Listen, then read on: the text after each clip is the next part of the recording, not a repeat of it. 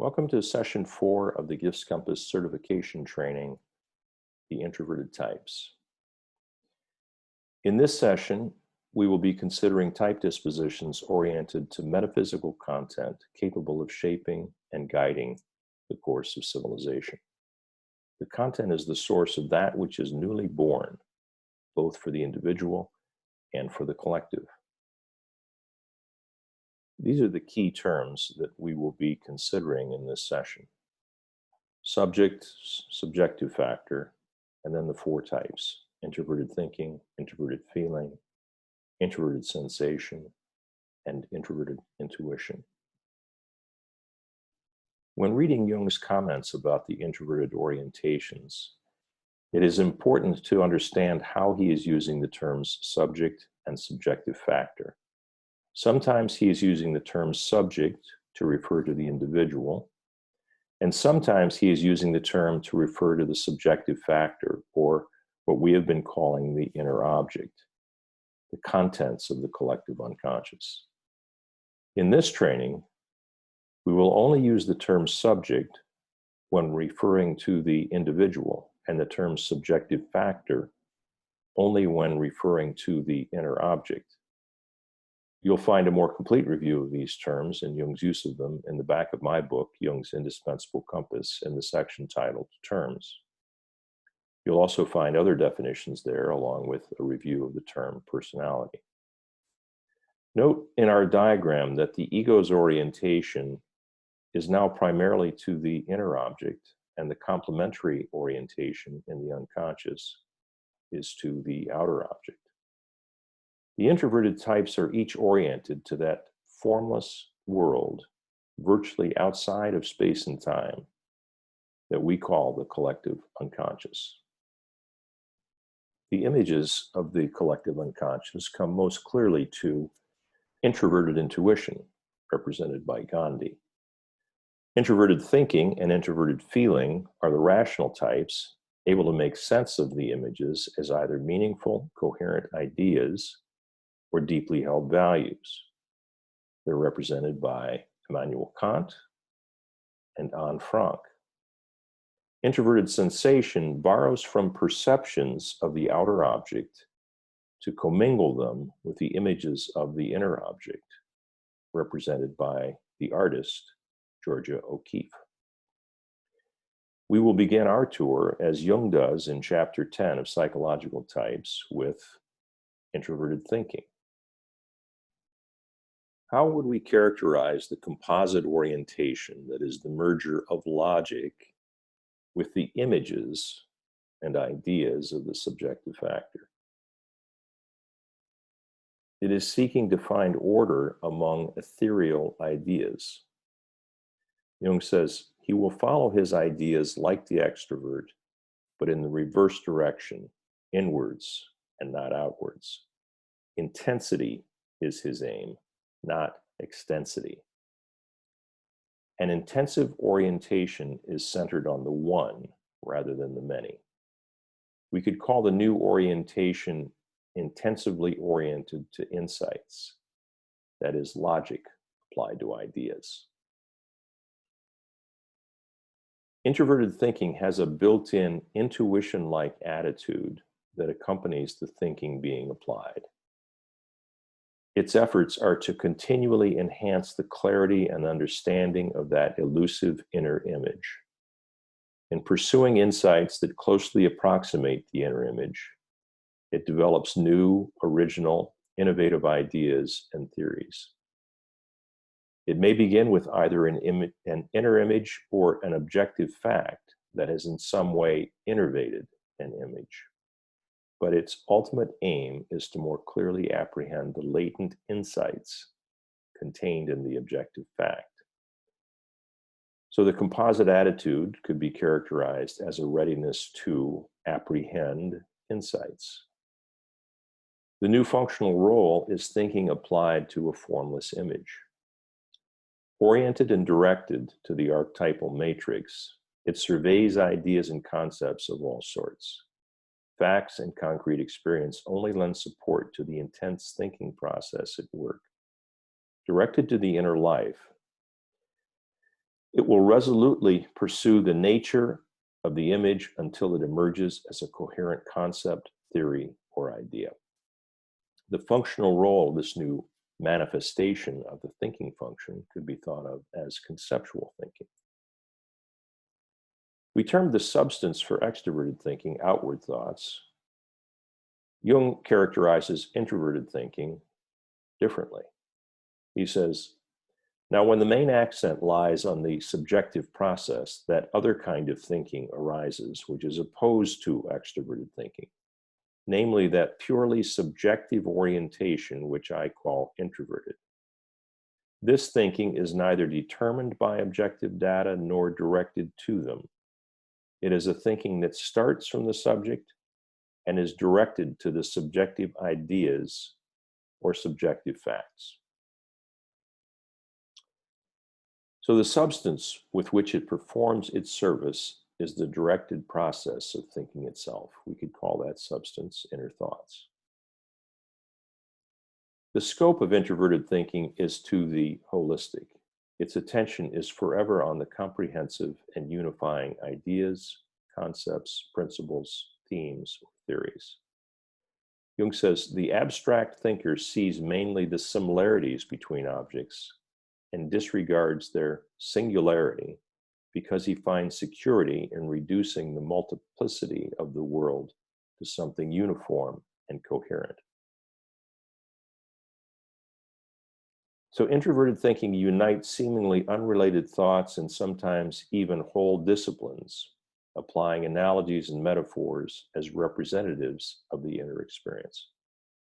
We could consider the scope holistic insights.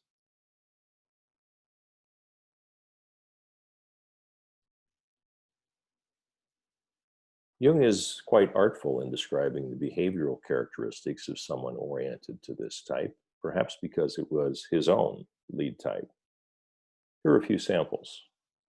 He says, although he will shrink from no danger in building up his world of ideas, and never shrinks from thinking a thought because it might prove to be dangerous, subversive, heretical, or wounding to other people's feelings, he is nonetheless beset by the greatest anxiety if ever he has to make it an objective reality.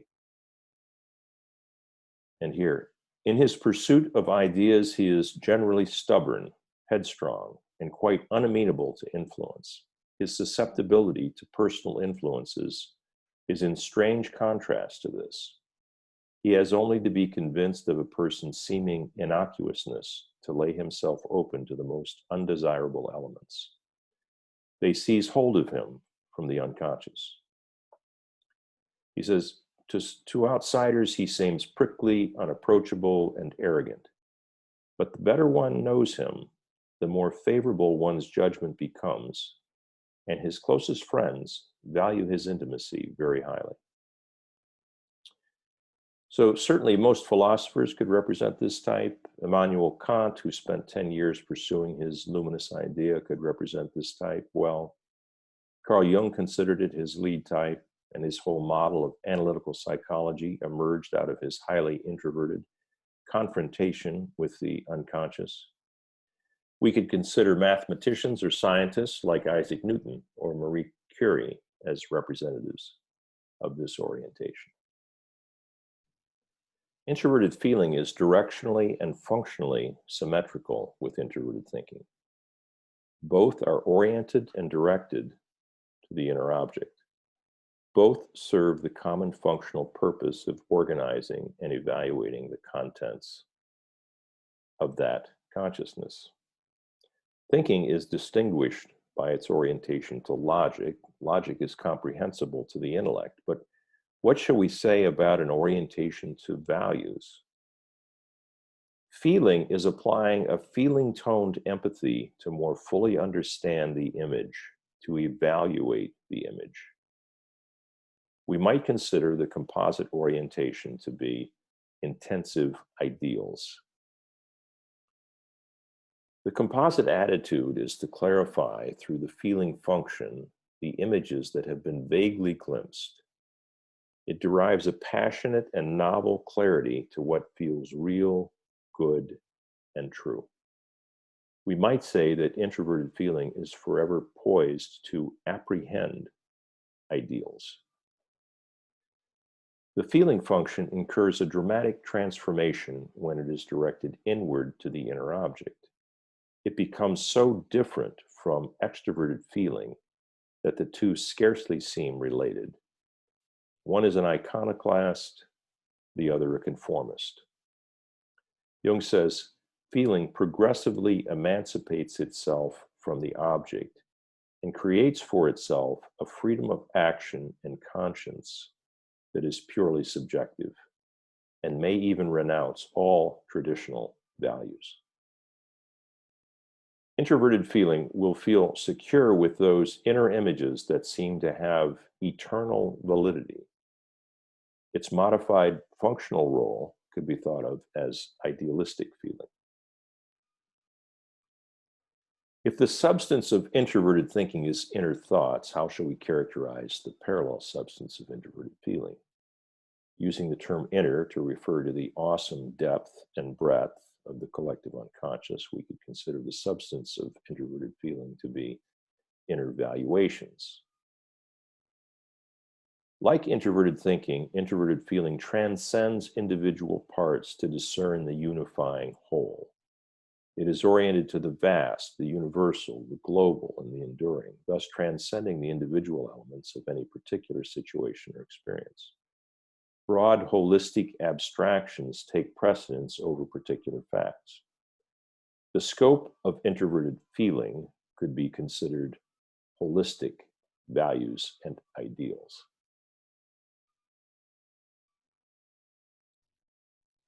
Here's some of what Jung has to say about people disposed to this type. The depth of this feeling can only be guessed. It can never be clearly grasped. It makes people silent and difficult of access. He says they are mostly silent, inaccessible, hard to understand. Often they hide behind a childish or banal mask, and their temperament is inclined to melancholy. They neither shine nor reveal themselves. They develop in depth. While an extensive feeling of sympathy can express itself in appropriate words and deeds, and thus quickly gets back to normal again, an intensive sympathy, being shut off from every means of expression, acquires a passionate depth that comprises a whole world of misery and simply gets benumbed. It gives this type a mysterious power. This power comes from the deeply felt unconscious images. We could look to the lives of Anne Frank, Eleanor Roosevelt, the poet Tagore, or Pope Francis for evidence of this type.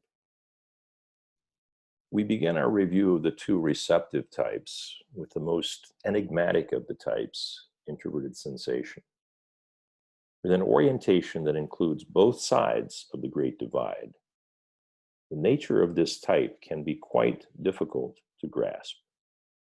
Straddling two opposing orientations, introverted sensation is by function oriented to the outer object, while simultaneously oriented by the introverted attitude to the inner object. The accurate perceptions known to extroverted sensation become highly charged, intense impressions for introverted sensation. Its starting point is the outer object, but that orientation is subjugated by the more compelling orientation to the inner object. Rather than the clear perceptions of sensation, we might call what is experienced inwardly innervations. We could say that the new composite orientation is to intensive innervations. What can we say about the attitude of this unusual confluence of two orientations? It is keenly poised to perceive the detail of the outer object, while also predominantly poised to apprehend the innervations in the psychic mirror world. To this unpredictable and intensely personal orientation, the attitude of introverted sensation must be ready for something definite. Jung describes the composite attitude this way.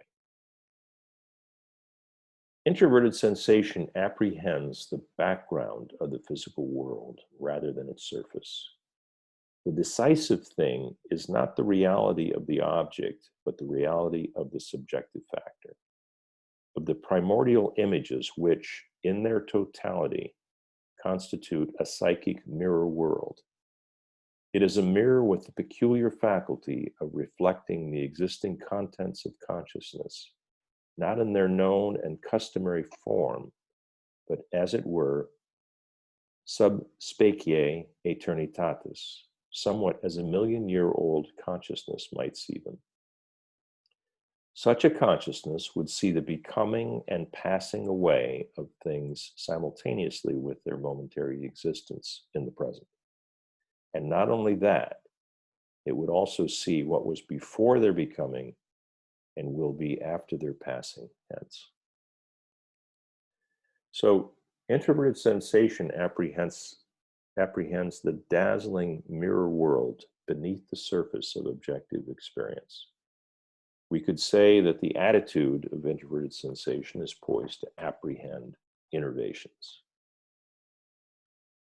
Introverted sensation is oriented to tangible, objective experience, yet its psychic energy is directed to the collective unconscious.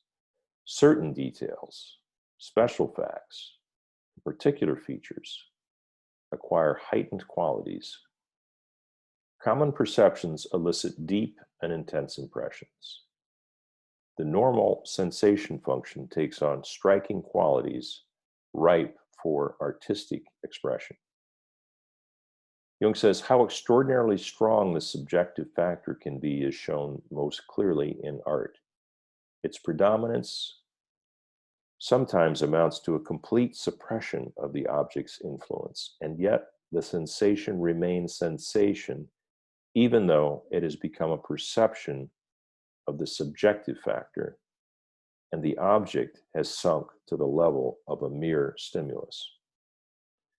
We could say that the normal sensation function is embellished by the introverted attitude with new aesthetic qualities in that it takes on an enhanced artistic responsiveness to sensory experience. So the new role for sensation could be considered aesthetic sensation. Introverted sensation captures deeply subjective impressions of objective experience with vibrant hues rather than precise and accurate photographic records. The unconscious intervenes as a sort of mystical filter in transforming measurable perceptions into meaningful perceptions. Jung has called them subjective perceptions. For our purposes, we will refer to the composite substance as inner perceptions. The sensation function is generally focused narrowly on the pieces and parts rather than the whole, the trees and their bark rather than the forest. Yet with introverted sensation, the perspective widens to include the shimmer of events unborn. So the directional scope displaces the functional scope, and we could call the composite scope holistic innervations. This is some of what Jung observed about this orientation. The fragmentary and episodic character of their communications makes too great a demand on the understanding and goodwill of those around them. Also, their communications are without the personal warmth that alone carries the power of conviction. On the contrary, these types have very often a harsh, repelling manner, though of this they are quite unaware and did not intend it. He says, he may be conspicuous for his calmness and passivity or for his rational self-control. This peculiarity, which often leads to superficial judgment, is really due to his unrelatedness to objects. He says impressions sink into the depths and hold consciousness under a spell, so that it becomes impossible to master their fascination by giving them conscious expression. This type, therefore, is uncommonly inaccessible to objective understanding, and he usually fares no better in understanding himself. We could look to the lives of the painter George O'Keeffe, innovator Steve Jobs, who was so obsessive about aesthetic detail, composer Ludwig van Beethoven, or painter Vincent van Gogh, for windows into this uncanny type disposition. Of all the types, none is more thoroughly saturated with an orientation to the inner object than introverted intuition. It is functionally and directionally oriented there. Jung reminds us that the inner object is every bit as real and captivating as the outer object. He says, the relation of inner objects to consciousness is entirely analogous to that of outer objects, though their reality is not physical, but psychic. They appear to intuitive perception as subjective images of things which, though not to be met with in the outside world, constitute the contents of the unconscious and of the collective unconscious in particular. So the orientation of introverted intuition is intensively to the images of the inner object. While introverted sensation is arrested by the innervations triggered by perceptual experience, introverted intuition looks behind the innervations to apprehend the image that caused it. These images are separate, having a mobile and detached life of their own. They appear, they are given, they exist apart from the individual consciousness apprehending them. Jung says the introverted intuitive moves from image to image, chasing after every possibility in the teeming womb of the unconscious without establishing any connection between them and himself. We could say that introverted intuition has a readiness to apprehend images. The functional role of introverted intuition has a mystical quality. Introverted intuition provides access to the independent visions and images that are a prophetic window to a way of life that resonates with the archetypal matrix. Architects, writers, artists, poets, prophets, theoretical scientists, composers, and philosophers draw their inspiration from that matrix. Their contribution is not necessary from a purely utilitarian standpoint, yet they are necessary if mankind is to rise above a purely utilitarian life.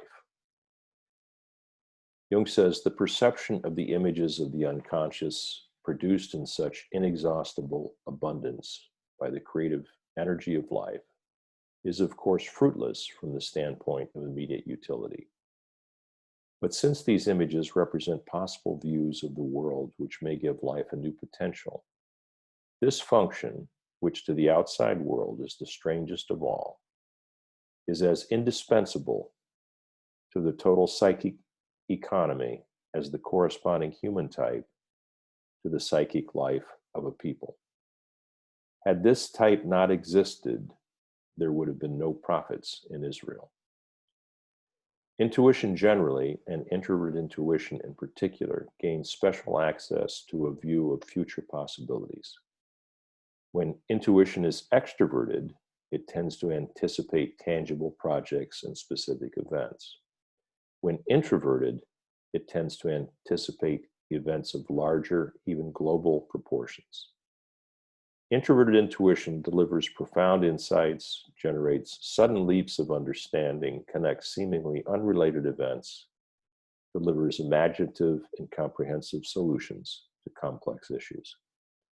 We could consider its new functional role as visionary intuition. The inner dreams, images, and visions that appear as representations of the collective unconscious are the primary materials of introverted intuition. Visions are as real to introverted intuition as are the practical representations of the external world to extroverted sensation. We could call the perpetual grasp of images inner imagination. Intuition is always oriented to the whole idea, the whole dream, the whole project, the whole logos. Jung says, in intuition, content presents itself whole and complete, without our being able to explain or discover how this content came into existence. The introverted attitude amplifies the holistic qualities of the intuition function. We could call its scope holistic images. Jung says of people born to this orientation, the moral problem arises when the intuitive tries to relate himself to his vision, when he is no longer satisfied with mere perception and its aesthetic configuration and evaluation. When he confronts the question, what does this mean for me or the world? What emerges from this vision in the way of a duty or a task for me or the world? He reflects on the meaning of his vision and is less concerned with developing its aesthetic possibilities than with the moral effects which emerge from its intrinsic significance. His judgment allows him to discern, though only darkly, that he as a man and a whole human being is somehow involved in his vision. Through this realization, he feels bound to transform his vision into his own life. So people who favor visionary gifts are highly imaginative. Their attention is focused on the endless ideas and visions alive in their inner world. They feel at home attending to images constantly being brought forth within them. They depend upon inner imagination, inspiration, and a vision of possibilities to enliven and sustain them. Mahatma Gandhi, Steven Spielberg, J.K. Rowling, or Albert Einstein could provide diverse windows to introverted intuition. So these are the introverted types. Note how the introverted attitude has rendered all four types with common attributes: intensive, inwardly apprehending, and holistic. By virtue of their commonalities, they will be more likely to support and collaborate with one another in conscious experience. The film for this session, A Beautiful Mind, is a film about the life of Nobel Prize-winning John Nash. It depicts not only introverted thinking and probably introverted intuition, but also those dispositions taken to a pathological extreme. Whether extreme type can be linked to schizophrenia is uncertain, but the imagined Charles arrives as what would be a classic shadow figure for Nash. Interested in literature, loose, uninhibited, extroverted, and ultimately disrupts Nash's attachment with his own self-important persona.